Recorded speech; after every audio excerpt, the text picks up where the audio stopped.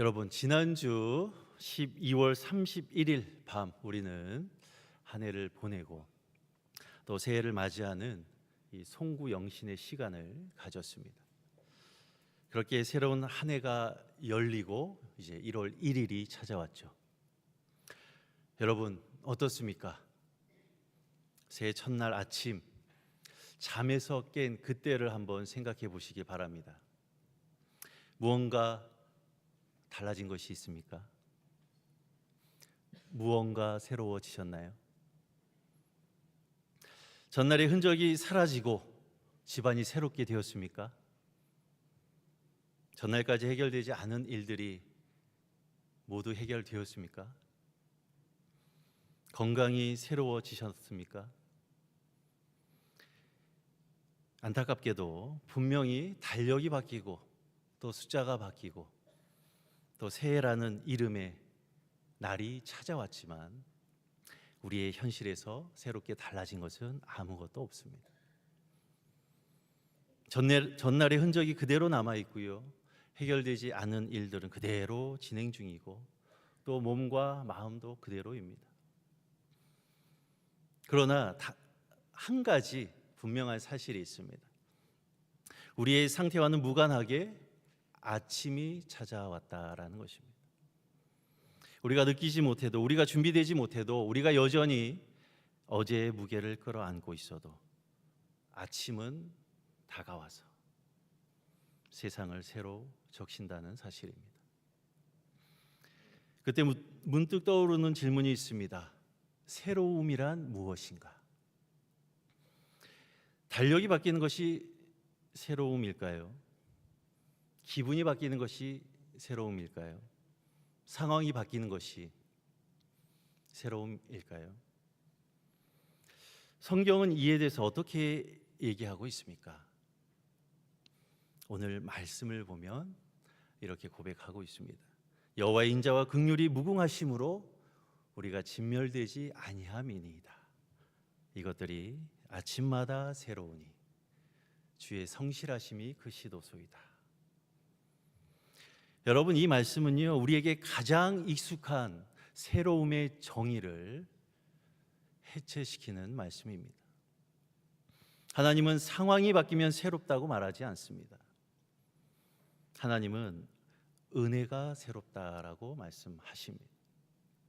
우리는 새해를 새로운 계획의 시간으로 여기지만 성경은요, 새해를 새로운 긍휼의 시간으로 부르고 있습니다.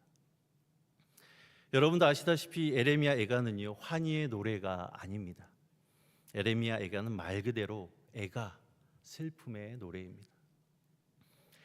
예루살렘이 무너진 자리에서, 그 폐허 위에서, 눈물이 마르지 않는 거리에서 나온 탄식입니다. 흔히 사람들은요, 새해엔 밝은 이야기만 원합니다. 희망과 도전, 그리고 비전과 성공, 새 출발 같은 그러한 단어가 우리를 새롭게 움직인다고 생각을 합니다.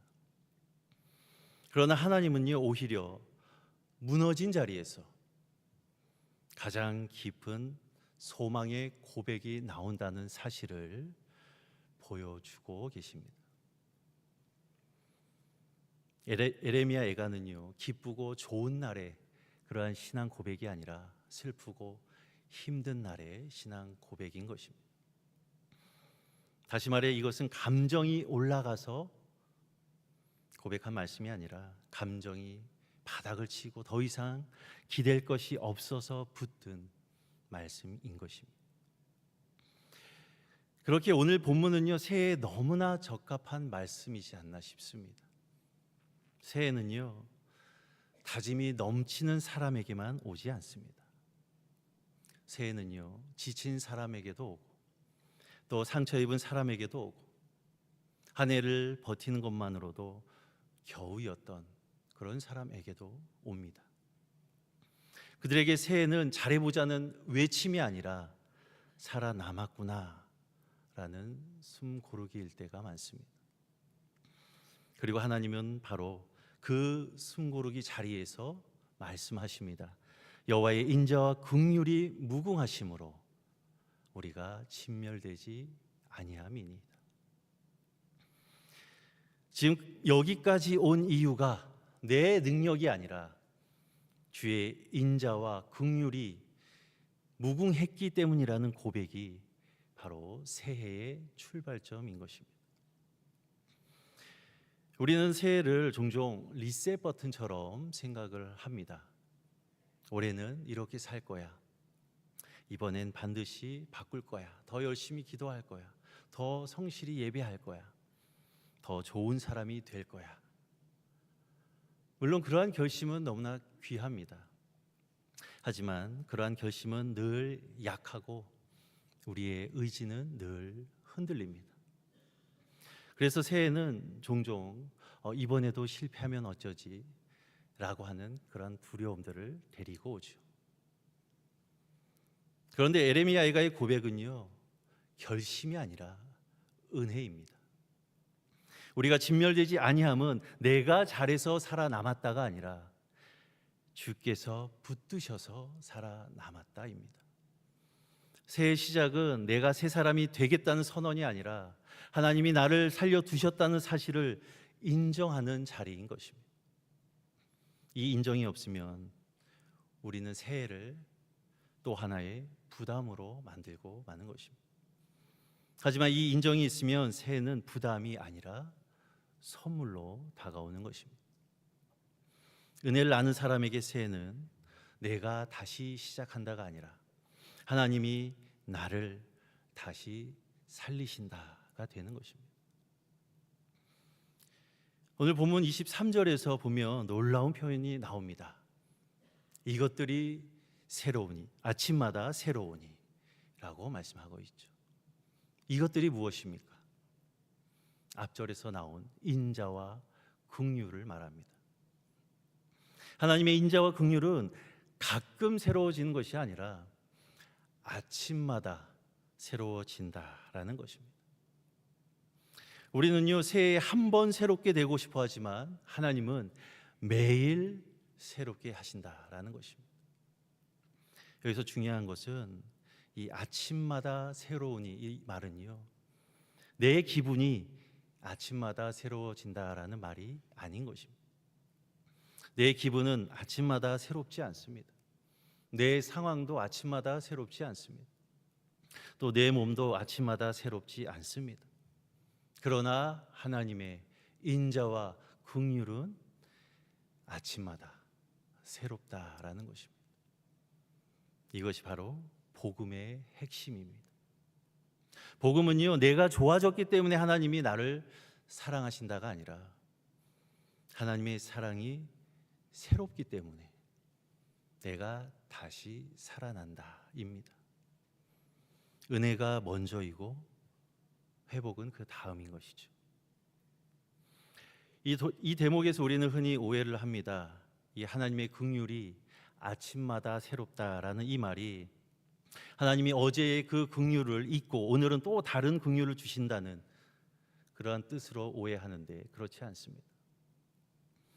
마치 하나님이 어제 준 은혜는 유효 기간이 지나서 또 오늘은 새 상품처럼 은혜를 새로 주시는 것이 아니라는 것입니다. 이 새로움은요, 은혜의 새 생산이 아니라 새 적용인 것입니다. 동일한 하나님, 동일한 사랑, 동일한 언약이 오늘의 상처와 또 오늘의 필요와 오늘의 죄와 또 오늘의 두려움 위에 새롭게 임하는 것입니다.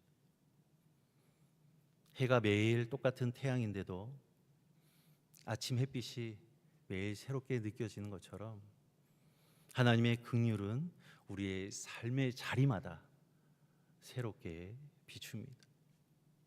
그래서 성경은 새해보다 더 본질적인 단위를 말하는 것이죠. 아침마다. 새해는 1년에 한 번이지만 아침은 어떻습니까? 매일 옵니다. 하나님은 우리가 1년에 한 번만 바뀌기를 원하시는 분이 아니라 매일 다시 시작하도록 은혜를 주시는 분이신 것입니다. 그러면 우리는 이렇게 질문할 수 있죠. 왜 하나님은 하필 아침이라고 말씀하실까? 밤이 끝나고 아침이 오는 것은요, 단순한 어떤 시간의 흐름이 아니라 이 성경에서 구원의 상징입니다. 밤은요, 종종 두려움과 혼돈과 죄의 그림자를 상징합니다. 그에 반해서 아침은 하나님의 구원과 회복, 그리고 새로운 시작을 상징합니다. 그런데 예레미야 애가에서 이 아침은 모든 문제가 해결된 아침이 아닙니다. 예루살렘의 폐허는 그대로입니다. 그 눈물의 현실도 그대로입니다. 그런데도 아침마다 새롭다라고 말씀하고 있다라는 것입니다. 바로 이것이 믿음인 것입니다. 믿음은요, 문제가 해결되면 감사하겠습니다가 아니라 문제가 해결되지 않아도 주의 인자가 나를 붙듭니다라고 고백하는 것입니다. 새해 믿음은요, 화려한 계획표가 아니라 오늘 아침의 고백으로 시작합니다. 주님, 오늘도 주의 긍휼이 새로울 것을 믿습니다. 그리고 여기서 주의 성실하심이 그 시도소이다라는 고백이 이어집니다. 성실하심은요, 하나님이 약속을 지키시는 신실하심입니다. 우리에게는 크고 작은 약속들이 있습니다. 새해가 되면 또 우리는 서로에게도 약속하고 나 자신에게도 약속합니다. 그러나 우리는 종종 지키지 못하죠. 인간의 성실함은 쉽게 흔들리기 때문입니다. 몸이 지치면 약속이 흔들리고, 또 마음이 상하면 약속이 흔들리고, 또 상황이 바빠지면 또 약속이 흔들리게 되죠. 그런데 성경은요, 하나님의 성실하심이 크다고 말씀하고 있습니다. 하나님의 성실하심이 크다는 말은 우리의 불성실함보다 하나님의 신실하심이 더 크다라는 말입니다. 우리가 넘어져도 하나님은 넘어지지 않으십니다. 우리가 잊어도 하나님은 잊지 않으십니다.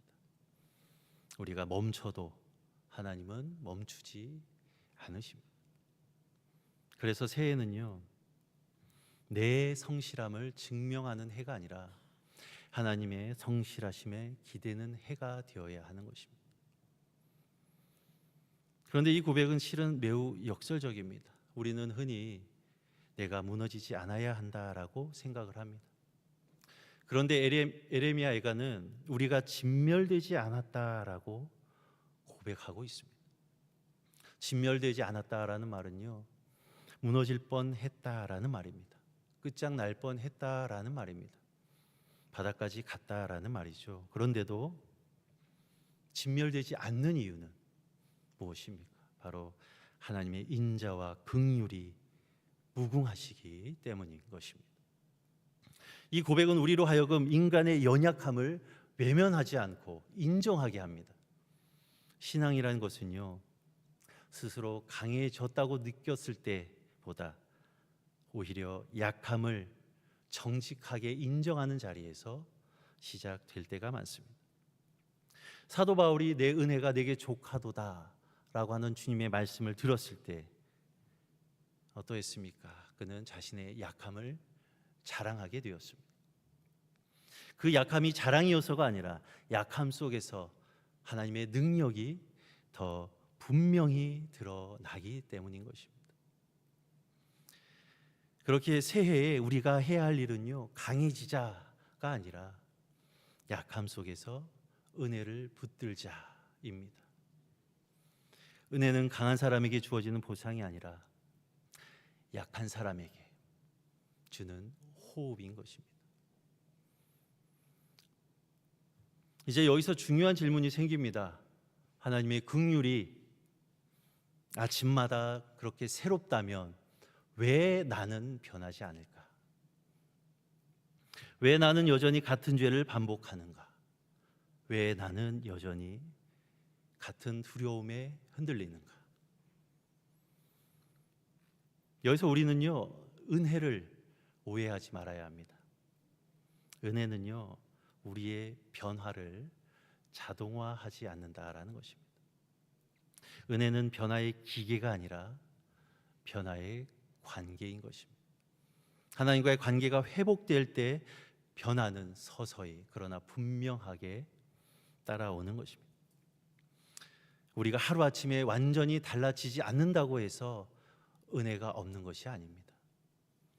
은혜는 때로 즉각적인 변화보다 진멸되지 않게 하시는 붙드심으로 그렇게 먼저 나타나는 것입니다.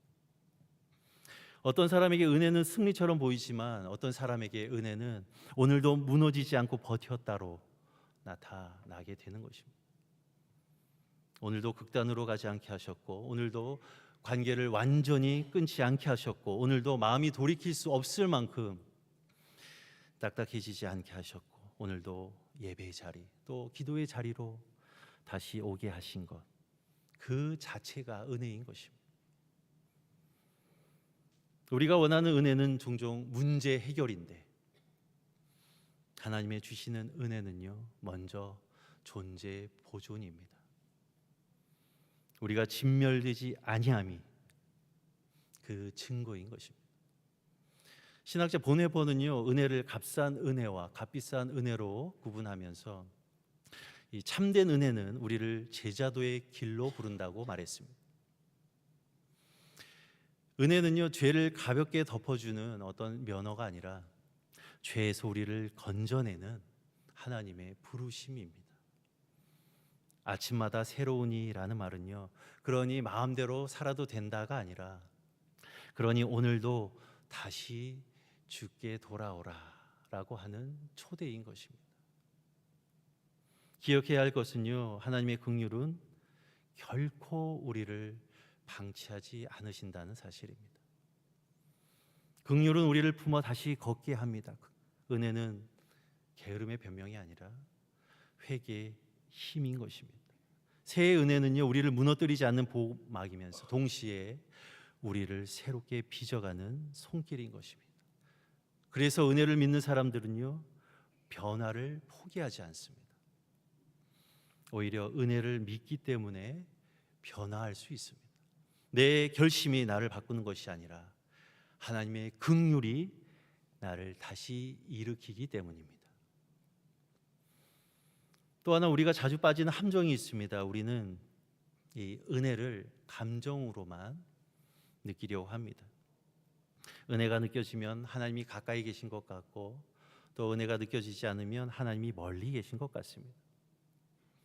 그러나 에레미야 애가의 고백은요, 감정의 정점이 아니라 폐허의 그 바닥에서 나온 고백이라는 것입니다. 즉, 은혜는 감정이 아니라 사실입니다. 하나님이 누구신지, 하나님이 무엇을 약속하셨는지, 하나님이 어떤 약속을 세우셨는지, 하나님이 예수 그리스도 안에서 무엇을 이루셨는지가 은혜의 토대인 것입니다. C.S. 루이스는요, 이 고통과 신앙에 대해서 말하면서 하나님이 우리를 단지 편안하게 해주는 분이 아니라 우리를 변화시키는 분임을 강조합니다. 우리가 느끼는 편안함이 줄어들 때 하나님이 사라진 것이 아니라 오히려 하나님이 더 깊은 곳에서 우리를 다루고 계실 수 있는 것입니다. 어떤 날은 은혜가 환희처럼 느껴지지만 어떤 날은 은혜가 침묵처럼 느껴집니다. 그러나 하나님의 성실하심은요, 감정의 그 파도 위에 서 있지 않습니다. 주의 성실하심이 크시도소이다. 이 고백은요, 내가 흔들려도 하나님은 흔들리지 않는다는 고백인 것입니다. 새의 믿음은 감정이 아니라 신실하신 하나님께 닻을 내리는 일인 것입니다. 그렇다면 우리는 오늘 말씀을 새해에 어떻게 붙들 수 있겠습니까? 첫째로 이 은혜를요, 이 연간 단위가 아니라 일일 단위로 구해야 합니다. 새해 계획표는 중요하지만 하나님은요, 아침마다라고 하셨습니다. 새해 영성은 거창한 결심보다 오늘 아침 주님의 긍휼을 구한다라고 하는 작은 습관에서 시작됩니다. 아침마다 3분이라도 이 숨을 고르고 하나님 앞에 서서 주님, 오늘도 주의 긍휼이 새로울 것을 믿습니다. 제 마음이 둔해지지 않게 하여 주시옵소서. 제 입이 거칠어지지 않게 하여 주시옵소서. 제 눈이 어두워지지 않게 하여 주시옵소서. 오늘 제가 만날 사람에게 은혜를 흘려 보내는 그러한 사람이 되게 하여 주시옵소서. 이렇게 하루를 여는 사람이 한 해를 다르게 살아가는 것입니다. 새해를 바꾸는 것은요, 어떤 거대한 이벤트가 아니라 아침의 방향임을 기억해야 합니다. 둘째로, 은혜를 성과로 증명하려 하지 말고 감사로 응답해야 합니다. 우리는 자꾸 올해는 이런 열매를 보여드리겠습니다 라고 말하고 싶어 합니다. 그런데 성경은 먼저 감사라고 말씀합니다. 우리가 진멸되지 아니함 자체가 바로 감사의 이유입니다. 감사는 성공한 사람의 언어가 아니라 은혜를 아는 사람의 언어인 것입니다. 감사는 현실 속에서 하나님을 발견하죠. 감사는 모든 것이 잘 되어서 감사합니다가 아니라 모든 것이 잘 되지 않아도 주의 성실하심이 크심으로 감사합니다라고 고백되어야 하는 것입니다. 이런 감사는 우리의 영혼을 더욱 단단하게 만드는 것입니다. 셋째로, 은혜를 개인의 마음에만 가두지 말고 공동체의 언어로 확장해야 합니다. 이 에레미야 예가는요, 개인의 일기처럼 보이지만 사실은 공동체의 탄식입니다. 이 새해의 은혜는 나 혼자 새로워지는 것으로 끝나지 않습니다. 관계가 새로워져야 합니다. 가정이 새로워져야 합니다. 교회가 새로워져야 합니다. 그런데 그 새로움은 새 프로그램이 아니라 새 긍휼에서 시작되는 것입니다. 가정 안에서 서로를 보는 시선이 바뀌어야 합니다. 같은 실수를 하는 배우자에게도, 같은 미숙함을 보이는 자녀에게도, 같은 연약함을 보이는 부모에게도 아침마다 새로운 그 긍휼의 눈으로 다시 바라보아야 합니다. 우리는 서로에게 너무 쉽게 마지막 평가를 내려버리죠. 저 사람은 원래 그래. 우리 관계는 원래 이렇게밖에 안 돼. 그러나 하나님의 긍휼은요, 결코 결론을 내리지 않습니다. 하나님은 사람을 포기하지 않으십니다. 그렇기 때문에 은혜를 믿는 사람은요, 가족에게도 교회에게도 이웃에게도 쉽게 포기하지 않습니다. 새해는 이 관계에 다시 보기가 시작되는 때입니다. 어제의 상처가 크더라도 오늘의 긍휼이 더 크다고 믿는 것입니다. 넷째로, 은혜를 죄에 대한 관용으로 착각하지 말고 회개의 통로로 삼아야 합니다. 이 아침마다 새로운이라는 말씀은요, 이 반복되는 죄를 정당화하는 말씀이 아니라 반복되는 죄에서 돌아올 수 있게 하는 말씀인 것입니다.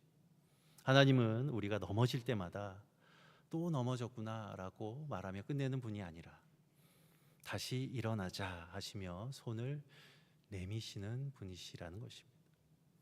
그래서 회개는 절망이 아니라 소망인 것입니다. 회개는 나를 미워하는 행위가 아닙니다. 하나님을 다시 믿는 행위임을 우리는 기억해야 합니다. 새해 회개는요, 나는 왜 이 모양인가 라고 하는 자기 혐오로 끝나지 않고, 그러나 주의 긍휼이 무궁하심으로 오늘도 주께 나아갑니다 로 이어져야 하는 것입니다. 은혜가 있는 사람은 결코 회개를 두려워하지 않습니다. 은혜가 있기 때문에 회개할 수 있는 것입니다. 다섯째로, 은혜의 정점은 새해가 아니라 바로 그리스도임을 우리가 알고 붙드셔야 합니다. 예레미야 예가의 고백은 아름답지만 이 고백이 진짜 견고해지는 것은요, 바로 십자가 앞에서입니다. 하나님의 인자와 긍휼이 무궁하다는 이 말은요, 그저 감성적인 위로가 아닙니다. 그것은 예수 그리스도의 피로 보증된 사실입니다. 하나님은 우리의 죄를 대충 넘어가신 분이 아니라 아들을 내어주심으로 죄의 그 대가를 치르게 하셨습니다. 그렇게 하나님의 긍휼은요, 결코 가벼운 감정이 될 수 없는 것입니다. 하나님은 우리를 진멸하지 않으시기 위해서 친히 아들을 진멸당하게 내어 주셨습니다. 우리가 버림받지 않기 위해서 예수님께서 버림받는 자리까지 내려가셨습니다. 우리가 다시 시작할 수 있게 하기 위해서 예수님이 끝처럼 보이는 그 죽음을 통과하셨습니다. 그러므로 아침마다 새로운이라는 말씀은요, 단지 하루의 리듬이 아니라 부활의 리듬인 것입니다. 부활은요, 이 밤이 끝나고 아침이 오는 것처럼 죽음이 끝나고 생명이 오는 하나님의 결정적인 새로움입니다. 새해 희망은 내 계획의 새로움이 아니라 바로 부활의 새로움임을 우리는 기억해야 합니다. 여러분, 어떤 분은 올 한 해도 여전히 해결되지 않은 문제를 안고 시작하실 것입니다. 경제적인 문제, 또 건강의 문제, 또 관계의 문제, 자녀의 문제, 또 마음의 공허함과 죄의 습관과 미래에 대한 불안 등 새해가 왔다고 해서 그 문제들이 하루아침에 사라지지 않을 수 있습니다. 하지만 하나님은 분명히 말씀하십니다. 여호와의 인자와 긍휼이 무궁하심으로 우리가 진멸되지 아니함이니이다. 우리가 오늘 이 예배의 자리를 지키고 있다는 것, 그 자체가 은혜의 증거인 것입니다. 우리가 아직 기도할 마음이 남아 있다는 것, 그것이 바로 은혜의 증거인 것입니다. 우리가 포기하고 싶은 마음이 수없이 올라오는데도 그래도 주님께 나와 있다는 것, 그것이 은혜의 증거인 것입니다. 하나님은 이 은혜를 아침마다 새롭게 적용하실 것입니다. 오늘의 약함 속에서, 또 오늘의 지친 마음 속에서, 또 오늘의 무기력 속에서, 오늘의 눈물 속에서, 오늘의 두려움 속에서 하나님의 긍휼이 새롭게 임하게 될 것입니다. 그러므로 새해를 이렇게 시작하기를 원합니다. 주님, 제가 새로워지지 않아도 주님의 긍휼은 새롭습니다. 제 마음이 흔들려도 주님의 신실하심은, 성실하심은 큽니다. 제 계획이 무너져도 주님의 약속은 무너지지 않습니다. 제가 부족해도 주님은 부족하지 않습니다. 오늘도 저를 진멸해서 건지시는 주님, 오늘도 저를 붙들어 주시옵소서. 이것이 새해 드리는 믿음의 선언이자 다짐이자 기도인 것입니다. 기억해야 할 것은요, 새해는 하나님께서 새롭게 시작하는 것이 아니라 하나님께서 변함없이 계속 하시는 그 은혜를 우리가 새롭게 깨닫는 그러한 시간인 것입니다. 사랑하는 성도 여러분, 새해를 시작하며 우리 마음에 반드시 다시 새겨야 할 말씀, 오늘 본문 말씀 예레미야애가 3장 22절과 23절의 말씀 우리 한번 다시 읽도록 하겠습니다. 시작. 여호와의 인자와 긍휼이 무궁하심으로 우리가 진멸되지 아니함이니이다. 이것들이 아침마다 새로우니 주의 성실하심이 크시도소이다. 아멘.